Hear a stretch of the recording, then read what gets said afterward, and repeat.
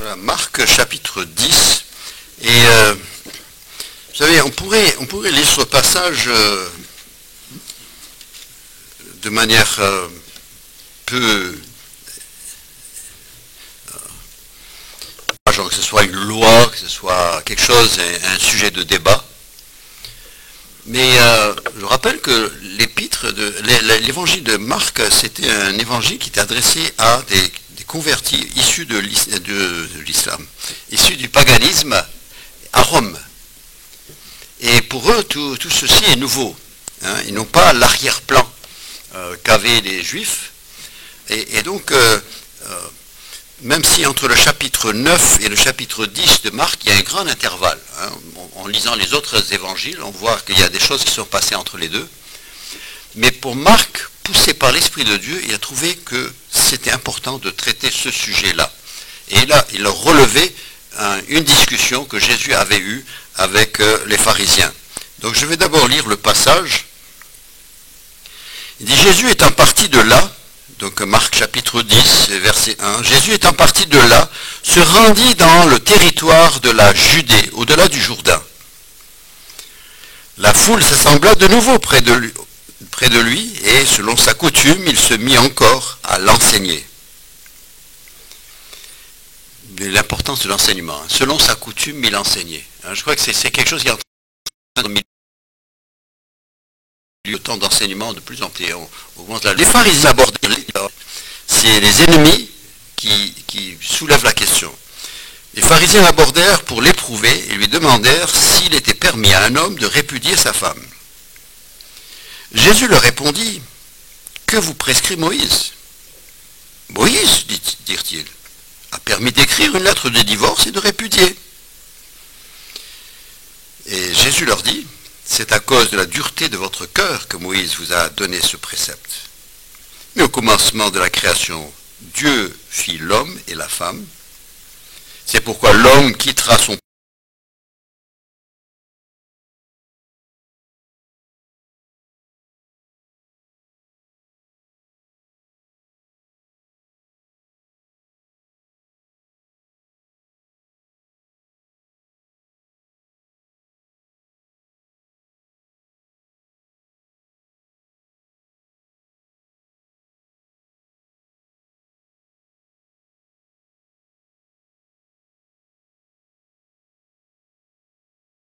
mari et en épouse une autre, elle commet un adultère. » Voilà, c'est le passage, pas besoin de faire du grec pour comprendre ce que ça veut dire. Hein, c'est clair comme tout. Mais ce que je veux surtout souligner ce matin, c'est la manière dont le Seigneur aborde la chose. Les pharisiens, et même les disciples, hein, vu leur manière de réagir, même les disciples, ils sont tellement pris dans cette culture de l'époque qu'ils sont choqués par ce que Jésus dit. Parce que la chose était arrivée, c'est comme les lois françaises. Hein. Il y a la loi, puis après il y a des exceptions qui sont permises, et tout d'un coup on s'engouffre dans ces exceptions, et puis on en fait plus que ce qui était prévu. Hein, l'exception était là, c'est juste pour couvrir certains cas particuliers. Et les avocats, ils prennent cette chose et puis le développent pour en faire une autre loi. Et c'est un peu ce qui s'était passé en Israël pour pallier à certains cas difficiles. Hein, et on peut le lire hein, dans Deutéronome 24, on voit exactement ce que Moïse a dit. Hein, Deutéronome 24 et les premiers versets, je lis exactement ce qu'il a dit. C'est pas du tout ce que comment eux l'ont interprété.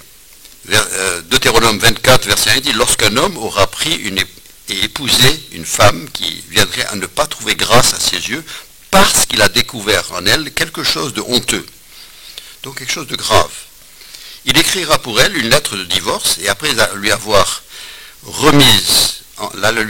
remis en main, il la renverra dans sa maison. Elle sortira de chez lui, elle s'en ira et pourra devenir la femme d'un autre homme. Si ce dernier homme la prend en aversion, il écrit pour elle une lettre de divorce et après la lui avoir remise en main, la renvoie de sa maison, ou bien que ce dernier homme qui l'a prise pour femme vient à mourir, alors le premier mari ne la pourra pas la reprendre pour femme. Et qui sont là, qui se découvrent, et donc c'est pour pouvoir traiter les exceptions. Et les Juifs en avaient pris, il a dit dans le sens que, écoute, si elle te plaît plus, ben, tu la renvoies, puis tu prends une autre. Et puis elle ne peut rien dire, parce que Moïse l'a permis. Et Jésus a compris que c'était de l'abus, et c'était... et puis après, ça passait, tiens, bah oui, lui, il l'a renvoyé, moi j'aimerais bien la prendre, et puis après... Et c'était des choses terribles. Et Jésus dit, quand on aborde, lui, c'est un piège. L'intention, elle n'était pas pour avoir la réponse, c'était pour le piéger, parce que s'il disait qu'on n'a pas le droit, et alors là, Hérode, il aurait été content. Hein. Déjà, Jean avait été déjà décapité pour avoir dit quelque chose, et donc il met Jésus en porte-à-faux avec Hérode, et puis s'il prend la position stricte, déjà si les Juifs, les disciples ont réagi, combien plus les autres auraient réagi. Et donc, peu importe sa réponse, normalement, il aurait du monde contre lui. Et donc les pharisiens, ils avaient trouvé ça. Et c'est pas qu'ils cherchaient à savoir comment bien faire, ils voulaient le piéger. Mais Jésus, il ne s'est jamais fait piéger. Hein. Il est extraordinaire. Moi, je l'admire pour sa manière de pouvoir répondre à ces questions. Nous, on en fait tout un cas, on écrit des livres pour pouvoir traiter les questions. Lui, il répond 3 mots. C'est extraordinaire. Il m'étonne vraiment, Jésus. Mais il dit, Moïse, qu'est-ce qu'il a dit? Moïse, il a dit de donner une lettre, comme ça. C'est tout ce qu'ils ont dit. Il a dit, si ça ne te plaît pas, tu lui donnes une lettre et puis tu lui dis que tu rentres chez toi. Il a dit, Et à l'origine, c'était quoi? Quand Dieu a créé le mariage, c'était comment? Et c'est ce que je veux souligner. Et c'est ce qui doit rester dans notre esprit, et c'est la règle. C'est ce que Jésus a dit en premier. C'est une bonne chose, n'importe quel sujet que nous étudions dans la Bible, c'est toujours d'aller vers la première fois que le sujet est évoqué. C'est pas étonnant que le livre de Genèse s'appelle la Genèse, parce que c'est là où sont mentionnées pour la première fois beaucoup de choses. De péché, comme de bénédiction, comme de beaucoup de choses. Et Jésus, il dit, écoute, à l'origine c'était quoi? Et c'est pas eux qui ont donné la réponse, c'est lui qui donne la réponse. Hein. Il dit, premièrement, c'est à cause de la dureté de votre cœur. C'est parce qu'il y a le péché dans votre société, il y a des cœurs endurcis, il y a des cœurs égoïstes, des cœurs qui ont des intérêts personnels. Il dit, c'est parce que ça existe chez vous. C'est pour ça qu'il y a une exception. Mais à l'origine, il dit, il n'a pas un péché de Dieu. Quand Dieu a créé le mariage, c'était avant la chute. Et donc, ce qu'on lit là, c'est ce que Dieu avait prévu avant que le péché vienne. C'est ça la pensée de Dieu.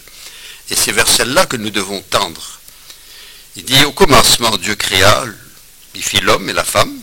Voilà, il fit l'homme et la femme. De nos jours, on ne sait même plus. Alors, ils essaient de nous dire. Mais en tous les cas, ils ont des problèmes.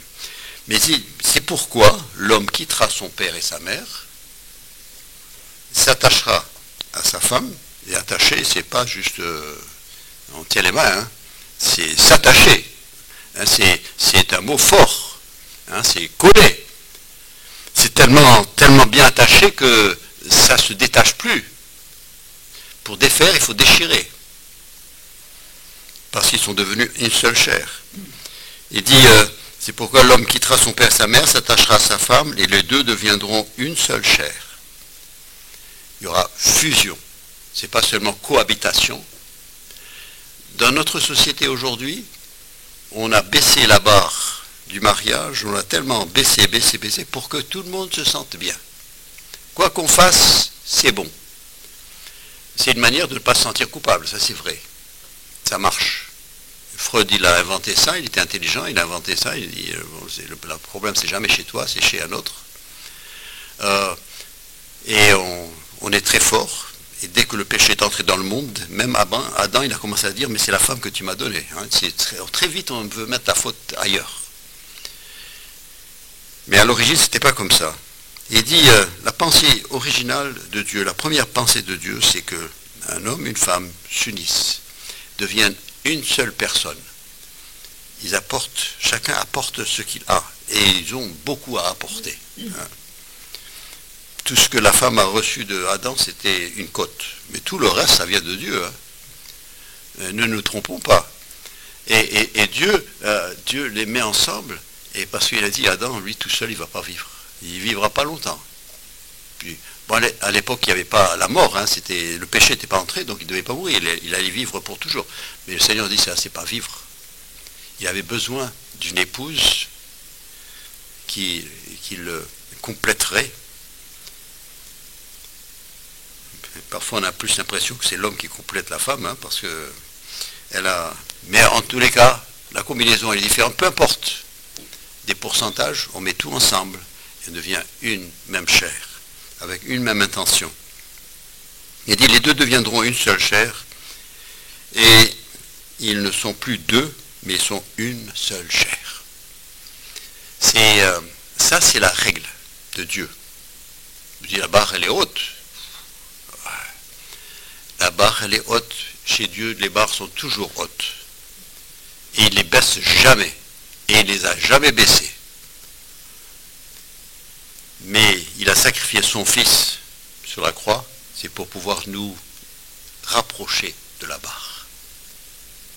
Que ce soit pour ce qui concerne la sainteté, que ce soit pour la justice, que ce soit pour la fidélité, que ce soit tout ça. La barre reste haute. C'est celle de Dieu. Et ne la baissons jamais.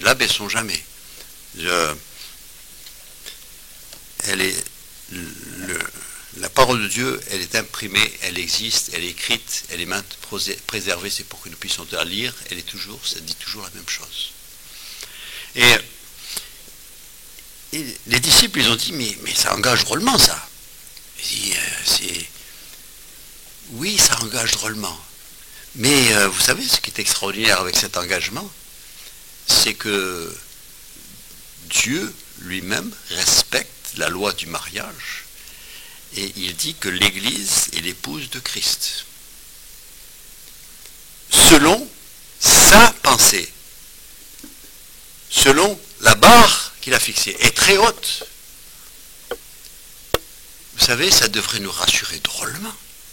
Ah, c'est ça, le mariage, c'est deux qui deviennent un, et ils sont inséparables, et c'est pour toujours. Il dit, et c'est ça, et c'est à cet engagement-là que nous, les humains, nous, on a du mal à tenir, c'est vrai, on a du mal à tenir tout ça, c'est pour ça. Tous nos mariages sont défectueux. Mais Dieu a dit, moi, je garde, je maintiens la barre, et mon fils ira chercher une épouse très défectueuse, mais on les mariera selon la règle de Dieu. Vous avez jamais imaginé c'est-à-dire, il y en a, de nos jours, il y a vraiment des drôles d'excuses qui sont données pour se séparer. Et même parfois, il n'y a même pas une excuse. Il dit, j'ai plus envie, c'est tout, j'ai plus envie. Mais imaginez si Jésus réagissait comme ça. Où serait l'Église? Mais lui, depuis 2000 ans, il a toutes les raisons pour divorcer cette épouse à lui. Mais elle lui en a fait voir de toutes les couleurs. Pire que n'importe quelle, la pire des épouses a pu faire. Ou le pire des maris, hein, parce que c'est pareil. Mais dans le cas de Christ, lui, il est parfait. Et là, pour lui, son problème, c'est son épouse. Et il y a toutes les raisons pour répudier, et beaucoup de maris auraient répudié des épouses qui avaient été fidèles, comme l'Église de Jésus-Christ a été fidèle à Christ. Et vous savez, il a dit jamais donner de lettres, il n'y a pas de lettre de répudiation. Et nous avons même, il nous donne même pour nous rassurer, il nous donne l'Apocalypse. Vous savez, à la fin, là, vous savez pas, mais c'est comme ça c'est prévu, on est ensemble avec le Seigneur. N'importe comment. Et vous savez, ça me rassure drôlement que Dieu n'ait pas baissé la barre. Et lui, il est engagé par sa parole. Et il dit, moi, cette épouse-là, je la garde. Je la rends meilleure. C'est un peu ce qu'il dit dans Éphésiens, c'est là la pensée, hein, Éphésiens chapitre 5, on est embêté de lire ça, mais finalement, moi je remercie le Seigneur, c'est sûr que ça me met moi en défaut. Je ne suis pas le mari à la hauteur de ce qu'il nous demande d'être, mais lui, il garde, il maintient son engagement. Hein, Éphésiens 5, verset... on n'aime pas lire ça, mais bon, je vais le lire quand même, hein, c'est la parole de Dieu. Femmes, soyez soumises à vos maris comme au Seigneur, car le mari est le chef de la femme, comme Christ est le chef de l'Église, qui est son corps, et qui est il est le sauveur. Vous savez, on lit ça, puis la femme est réduite, oui, mais bon, hein. Écoutez, lisez ce que Jésus, l'engagement de Jésus.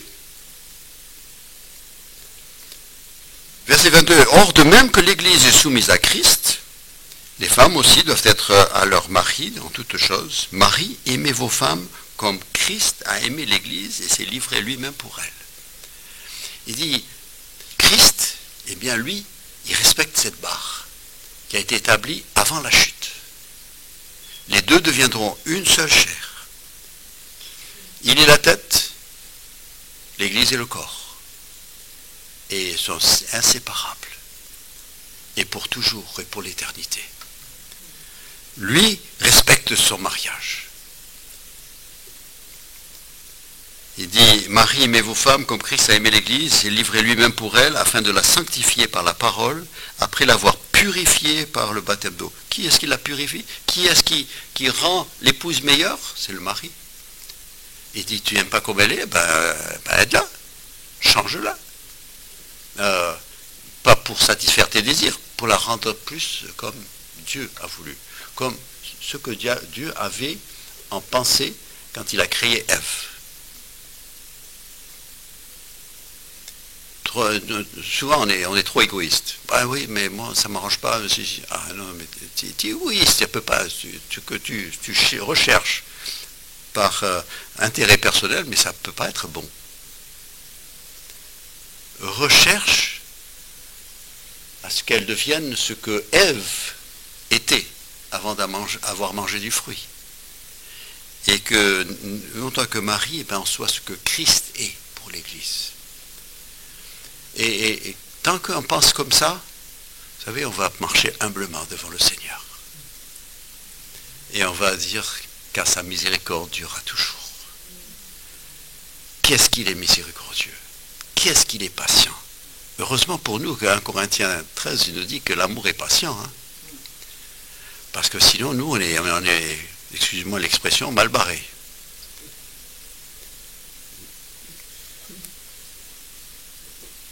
Et il dit, écoutez, pensez dans vos têtes, pensez pas à l'exception de Moïse, mais pensez à la parole de Dieu. Et soyez rassurés. Nous sommes l'épouse de Jésus-Christ. Et nous avons été mariés à lui. Il est la tête, mais et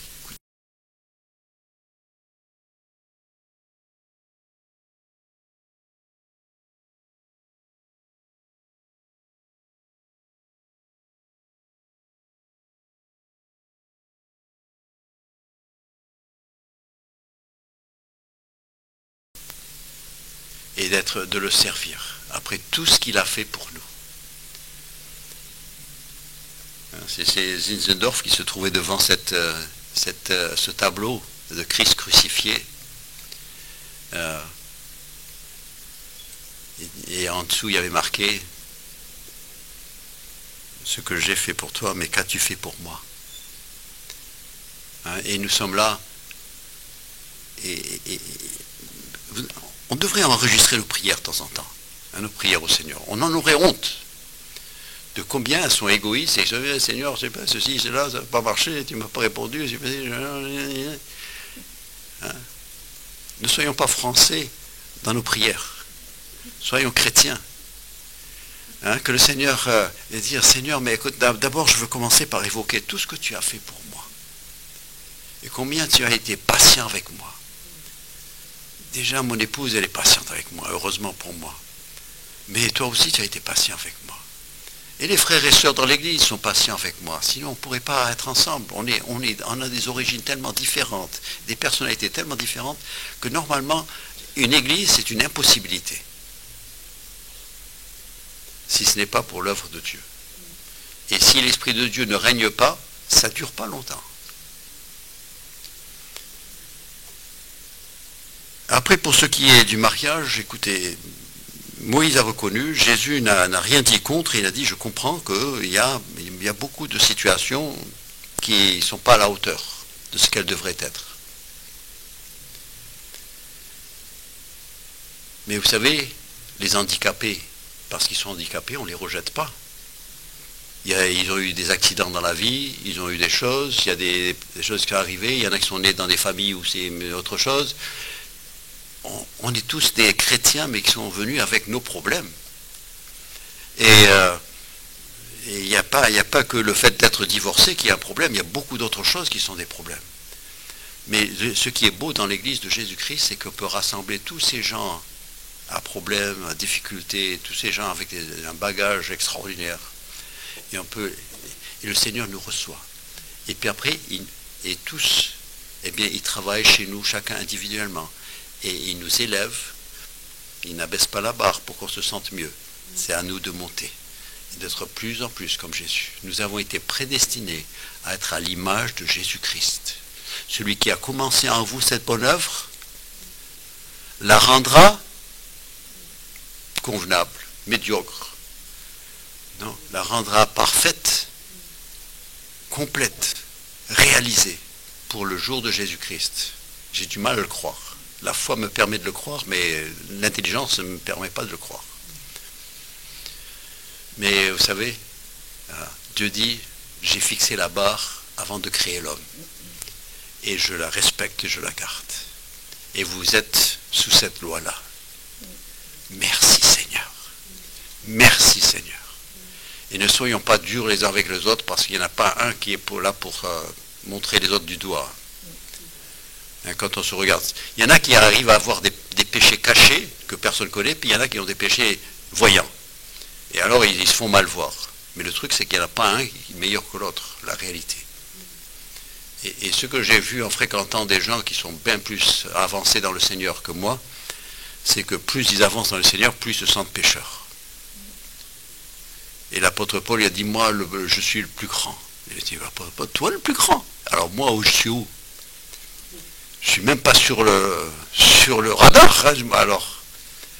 Non, mais c'est parce qu'il a passé des temps intenses, intimes avec le Seigneur, et il s'est rendu compte. Et il s'est mieux vu que parfois nous nous voyons.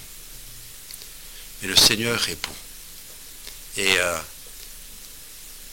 savez, il n'a pas répudié son épouse infidèle. Mais il y travaille avec elle. Et il veut l'amener. Ne nous servons pas des paroles du Seigneur dans Matthieu, il dit, mais sauf pour infidélité. Et même, tu n'es pas obligé. Ça dépend le degré d'infidélité. Ça se pardonne, l'infidélité. Et toi, tu n'as jamais regardé? Tu n'as jamais fait? Toi aussi? Hein? La loi que tu appliques, vous serez jugé par le jugement dont vous jugez les autres. Que ça se voit ou pas. Dieu voit. Et donc, moi je trouve beaucoup de réconfort dans la règle du mariage du Seigneur. Parce que nous en jouissons. Et nous en jouirons pour l'éternité. Que le Seigneur nous réconforte et nous console. S'il nous a reçus, il a dit, venez à moi, je suis mort pour vous, pour vos péchés, je suis prêt à tout pardonner. Même avant de commencer, tout est pardonné. Vous vous rendez compte?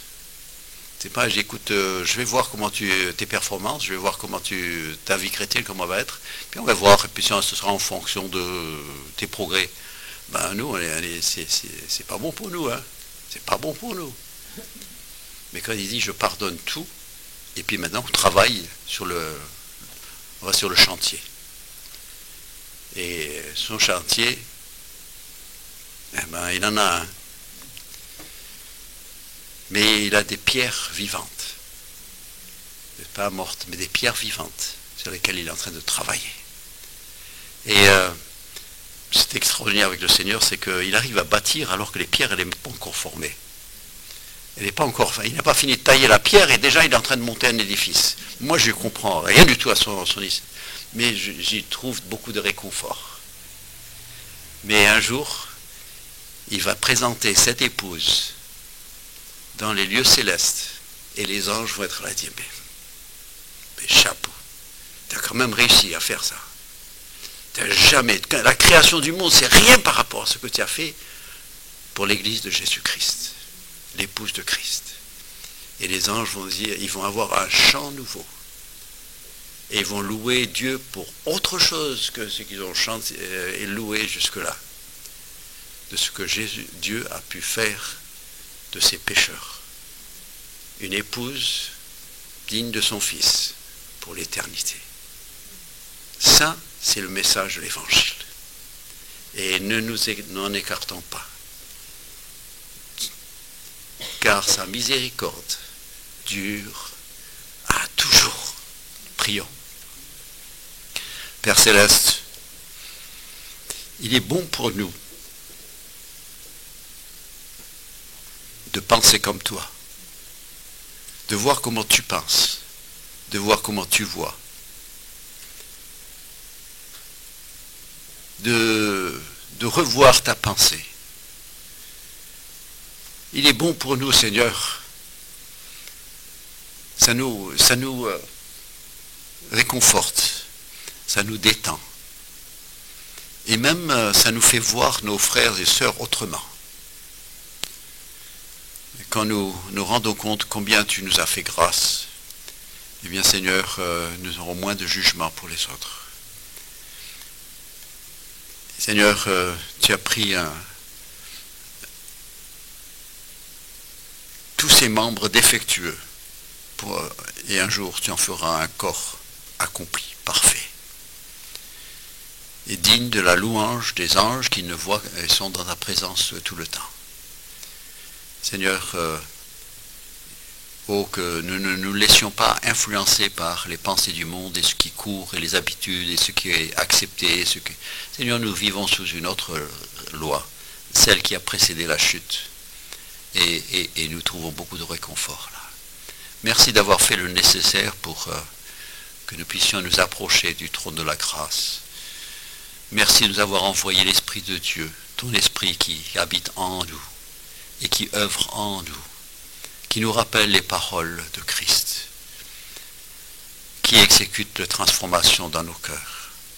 Seigneur, afin que cette sanctification progressive se fasse en nous, parce qu'un jour tu vas nous présenter au Père Céleste. Seigneur, que ces pensées restent avec nous ce matin. Et nous te remercions pour ta grande miséricorde. Parce que tu ne nous as pas traités comme nous devions être traités. Mais tu nous as fait grâce en nous donnant ce dont nous n'étions pas dignes.